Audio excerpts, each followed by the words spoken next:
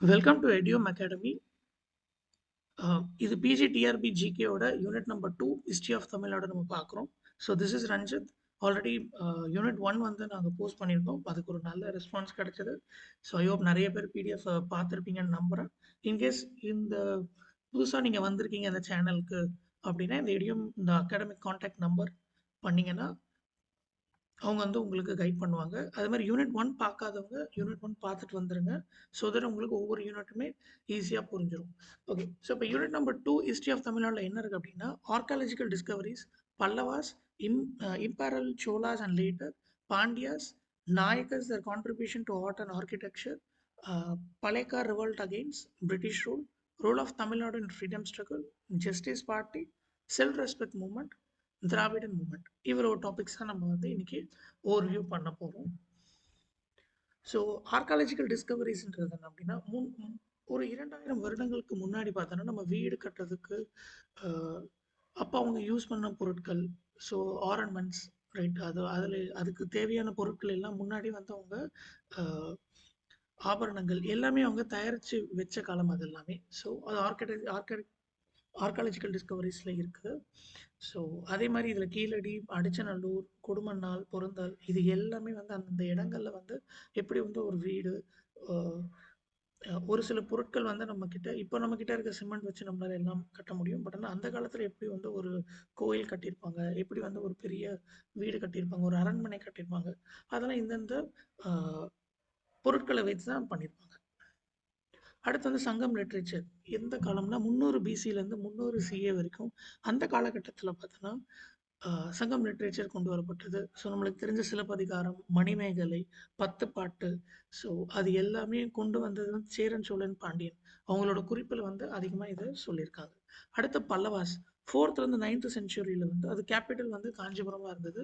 அது யார் ரூல் பண்ணாங்க அப்படின்னு பார்த்தா மகேந்திரவர்மன், நரசிம்மவர்மன்னு 2 மகான்கள் அவங்க தான் வந்து இதை ரூல் பண்ணாங்க. அப்போ வந்து மகாபலிபுரம்ன்றது ஒரு சின்ன சிற்பி கோயிலாக தான் இருந்தது. ஸோ அதை எப்படி அடுத்த லெவலுக்கு கொண்டு போனது எல்லாமே வந்து இந்த 2 மன்னர்களால் நடந்தது. அதுக்கப்புறம் அவங்க தான் என்ன ப்ரமோட் பண்ணாங்க, தமிழ் லிட்ரேச்சராக இருக்கட்டும், சான்ஸ்கிரிட்டாக இருக்கட்டும், எல்லாத்தையும் அடுத்த லெவலுக்கு கொண்டு போன காலம் அது. அதுக்கப்புறம் இம்பேரல் சோலாஸ் 9th-லேருந்து 13th செஞ்சுரிஸில் தஞ்சாவூர், கங்கை கொண்ட சோழபுரம் அது யார் ரூல் பண்ணாங்கன்னா நம்மளுக்கு தெரிஞ்ச ராஜராஜ சோழன். ஸோ அப்போ வந்து ரொம்ப அதிகமான நேவி, ஸ்ட்ராங்கான நேவி வச்சுருந்தாங்க. அதுக்கப்புறம் வந்து ட்ரேட் வந்து இந்தியன் ஓஷன் மூலமாக ட்ரேட் பண்ணியிருந்தாங்க. அதுக்கப்புறம் பிரகதீஸ்வரர் டெம்பிள் இருந்தது, கங்கை கொண்ட சோழபுரம் டெம்பிள், இது எல்லாமே ஒரு கவர்மெண்ட் வந்து அழகாக ரன் பண்ண காலம் அது எல்லாமே. ஸோ எந்த காலம்னா இம்பீரியல் சோழர்ஸ் ஆஃப் 9th-லேருந்து 13th செஞ்சுரிஸில். அப்புறம் லேட்டர் வந்து பாண்டியாஸ் வந்தாங்க 13th-லேருந்து 16th செஞ்சுரியில். அப்போ கேபிட்டல் வந்து மதுரை. அவங்க யூஸ் பண்ண டெம்பிள் மீனாட்சி டெம்பிள். அந்த டெம்பிள் அடுத்த லெவலுக்கு கொண்டு போன காலம் அது. அதுக்கப்புறம் எப்படி அங்கே வந்து ட்ரேட் பண்ணலாம், ஸோ வர்த்தகம் மூலயமா மதுரையில் நல்ல ட்ரேடிங் நடந்த காலமும் அதுதான். ஸோ அதுக்கப்புறம் நம்ம விஜயநகரால் தோற்கப்பட்டோம். அப்புறம் நாயக்கஸ் 16th-லேருந்து 18th செஞ்சுரி ஒரு மதுரை, தஞ்சாவூர், அவங்களோட மெயினான கான்ட்ரிபியூஷன் அப்படின்னா ஒரு மீனாட்சி டெம்பிள் அடுத்த லெவலுக்கு எப்படி கொண்டு போகலாம், ஸோ அதில் எப்படி வந்து ஒரு முன்னேற்றம் கொண்டு வர முடியும், ஸோ நம்ம எப்படி சப்போர்ட் பண்ணலாம், ஒரு மியூசிக்காக இருக்கட்டும், ஒரு டான்ஸாக இருக்கட்டும், ஒரு பரதநாட்டியம் இருக்கட்டும், ஸோ ஒரு டெம்பிள் ஃபெஸ்டிவல் இது மூலமாக என்ன பண்ணுவோம் அப்படின்னா மற்ற ஊர்கள்லேருந்து ஆட்களை வர வச்சு அப்போ வந்து அந்த கோயிலுக்கு கிடைக்கிற ஒரு நன்கொடையை வச்சு தான் அந்த கோயிலை அடுத்த லெவலுக்கு நம்ம கொண்டு போக முடியும்.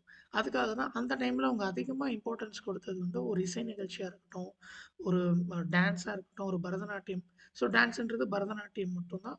ஸோ அந்த காலத்தில் அப்போ வந்து 16லேருந்து 18th செஞ்சுரியில் அதிகமாக அவங்க போராடிய காலம் வந்து ஒரு நல்ல டெம்பிளை வந்து அடுத்த லெவல் கொண்டு போகணுன்றது அவங்களோட மெயினான மோட்டோ, மெயினான எண்ணம்னு சொல்லிடலாம். அதுக்கப்புறம் பாலேக்கர் ரிவால்ட். பாலேக்கர் அவரும் வந்து ஒரு பிரிட்டிஷை வந்து எதிர்த்து போராடிய காலம். ஸோ அதில் நிறைய தலைவர்கள் இருக்காங்க. புலிதேவர், கட்டபொம்மன், மருது சகோதரர்கள், தீவிரன், சின்னமலை. ஸோ ஆரம்பத்தில் இவங்க எல்லாமே வந்து மெயினாக வந்து எதிர்த்த காலம் வந்து ஒரு பிரிட்டிஷை எதிர்த்து போராடிய காலம் கூட சொல்லலாம். அதுதான் வந்து 18வது செஞ்சுரியில் நடந்த பாலேக்கர் ரிவோல்ட். அதுக்கப்புறம் விஓ சிதம்பர நார், ஸ்வாதிஷ், ஸ்டீம் நேவிகேஷன். ஸோ இவங்க வந்து அதுக்கப்புறம் கப்பல் ஓட்டிய தமிழ்ன்னு நம்ம சொல்லுவோம். சுப்பிரமணிய பாரதி இவங்க எல்லாமே வந்து அந்த காலத்தில் எதுக்காக போராடினாங்க அப்படின்னா ஃப்ரீடம் ஸ்ட்ரகலுக்காக போராடிய பெரும் பெரும் தலைவர்கள். ராஜாஜியாக இருக்கட்டும், வன் வாஞ்சிநாதனாக இருக்கட்டும். ஸோ இங்கே எல்லாமே வந்து ரொம்ப அதிகமாக ஃப்ரீடம் ஸ்ட்ரகலுக்காக போராடிய மன்னர்கள் கூட சொல்லலாம். அதுக்கப்புறம் ஜஸ்டிஸ் பார்ட்டி 1916 அப்போது மெட்ராஸில் வந்து மெட்ராஸை ஒரு அடுத்த லெவலுக்கு கொண்டு போகணும். நான் பிராமின்ஸ்க்கு என்னெல்லாம் பிரச்சனைகள் இருக்கோ அதெல்லாம் வந்து அதுக்கான சொல்யூஷனை கொண்டு வந்த காலம் வந்து 1916 கொண்டு வந்த காலம் தான். அப்போது டிஎம் நாயர்னு ஒருத்தர் தான் வந்து அதுக்காக அதிகமாக போராடிய தலைவர்னு சொல்லலாம். ஸோ 1925 அதாவது இப்போதுலேருந்து ஒரு 100 வருடம் முன்னர் பார்த்தோன்னா பெரியார் இருந்தார், ஆர்வி ராமசாமி. ஸோ அவர் எதுக்கு அதிகமாக போராடினார் அப்படின்னா சோஷியல் ஜஸ்டிஸாக இருக்கட்டும், equality of women, empowerment, opposite caste, so promoted rationalism, inter caste marriage. So இது எல்லாத்துக்கும் நிறைய எதிர்ப்புகள் இருந்த காலம் அது. ஏன்னா ஒரு உமனுக்கு வந்து ஈக்குவாலிட்டி கொடுக்காம போனதாக இருக்கட்டும், ஸோ எம்பவர்மெண்ட் அவங்களுக்கு வந்து ஒரு கவர்மெண்ட் வந்து ஒரு ஓட்லேருந்து எல்லாத்துக்கும் ஒரு சுய ஈக்குவாலிட்டி கொடுக்க வேண்டிய கொண்டு வந்த காலம் வந்து 1925 தான். ஸோ இன்டர் கேஸ்ட் மேரேஜ் அதுக்கப்புறம் வந்து ரொம்ப அதிகமாக கஷ்டப்பட்ட காலமும் உமனும் அந்த டைம் சொல்லலாம். அதுக்கப்புறம் அவங்க அதுக்கான போராட்டத்தை கொண்டு வரும்போது அதுக்கு பெரிய சப்போர்ட் பண்ணது பெரியார் ஈவி ராமசாமி தான். ஸோ அது எந்த காலம்னா 1925. அதுக்கப்புறம் திராவிடன் மூமெண்ட்.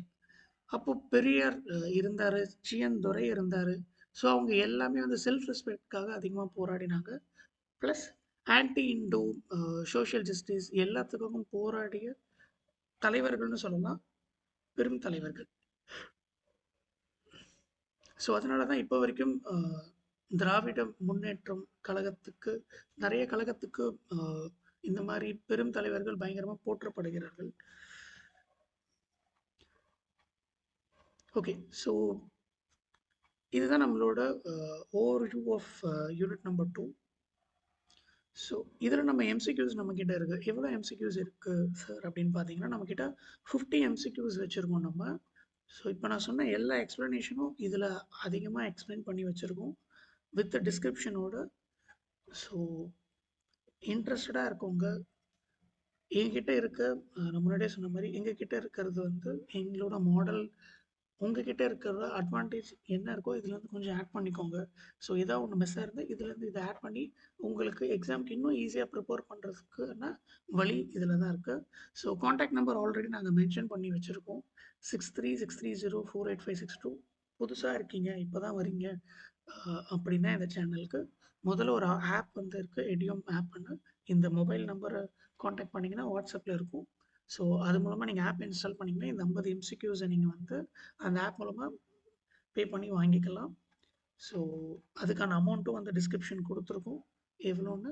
நீங்கள் அதை பார்த்துட்டு அந்த அமௌண்ட்டை பே பண்ணி இந்த எம்சிக்யூஸ் வாங்கிக்கலாம். ஸோ இதில் கிளியரான டிஸ்கிரிப்ஷன் கொடுத்துருக்கோம் வித் ஆன்சர்ஸோட. ஸோ உங்களுக்கு ஒரு கிளாரிட்டி இருக்கும். ஸோ தட் வந்து நீங்கள் எக்ஸாமை இன்னும் அடுத்த லெவலுக்கு கொண்டு போக முடியும். ஸோ நம்ம முன்னாடி சொன்ன மாதிரி தான் mark should be very very important. So நம்ம ஒரு மார்க்கும் விடக்கூடாது. 10 மார்க் இருந்தாலும் 10 மார்க் தான். ஸோ கவர்மெண்ட் எக்ஸாம் பொறுத்த வரைக்கும் நம்மளுக்கு தெரியும். ஸோ எந்த மார்க்குமே நம்ம வந்து ஈஸியாக விட போகிறது கிடையாது, ரைட்டா? நம்மளால் முடிஞ்ச எஃபர்ட் போடணும். லைக் எங்களால் முடிஞ்ச எஃபர்ட் போட்டிருக்கோம். ஐயோ அதோட அதிகமான எஃபர்ட் நீங்கள் போடுவீங்கன்ற நம்பிக்கை எங்களுக்கு இருக்குது. ஸோ எல்லாருமே எடியூம் அகாடமிக்குள்ளே தான் இருக்கோம் நம்ம. So we are like one family. So so மறக்காமல் இந்த சேனலை சப்ஸ்கிரைப் பண்ணாதவங்க பண்ணிடுங்க, ஷேர் பண்ணிக்கோங்க. அதுக்கப்புறம் இந்த எம்சிக்யூஸ் வேணும்னா நான் சொன்ன மாதிரி அந்த ஆப்பில் போய்ட்டு டவுன்லோட் பண்ணிக்கோங்க, சரிங்களா? பே பண்ணி. Thank you for opportunity given by Edium academy. அடுத்த யூனிட்டில் நம்ம சந்திப்போம். யூனிட் நம்பர் 3 இருக்குது. ஸோ ஒவ்வொரு யூனிட்டாக நம்ம போஸ்ட் பண்ணிகிட்டே வரோம். யூனிட் 2 வரைக்கும் முடிச்சிருக்கோம். இப்போ அடுத்த யூனிட் 3. ஸோ மண்டல் யூனிட் 10 வரைக்கும் will post. So thank you once again. Will see you on the next video. Thank you.